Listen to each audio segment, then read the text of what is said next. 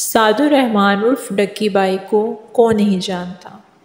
YouTube पर सबसे ज़्यादा फॉलोअर्स इन्हीं के हैं और ये अक्सर यूट्यूब पर अपनी ज़ाती ज़िंदगी को लेकर चर्चे में रहते हैं और इनकी बीवी अरूप जतोई भी सोशल मीडिया पर काफ़ी एक्टिव नज़र आती हैं।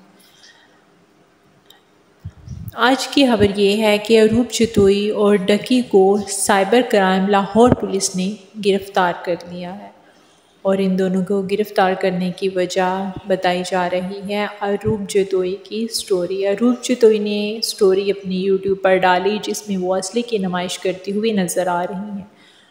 तो उनको असली की नुमाइश करने और पीटीआई के एहतजाज को प्रमोट करने के इल्ज़ाम में गिरफ़्तार कर लिया गया है। और खबर ये भी है कि गिरफ़्तारी के बाद दोनों मियाँ बीवी एक दूसरे के ऊपर इल्ज़ाम लगाते हुए नज़र आए। जहाँ डक्की का कहना था कि वो स्टोरी अरूप ने डाली है, मैंने नहीं, तो वहीं अरूप का कहना था कि वो स्टोरी डालने के लिए उसे डक्की ने कहा। खैर, पुलिस ने 18 घंटे उनको हिरासत में रखने के बाद और पीटीआई की सपोर्ट में की गई पोस्ट को डिलीट करवाने के बाद रिहा कर दिया है।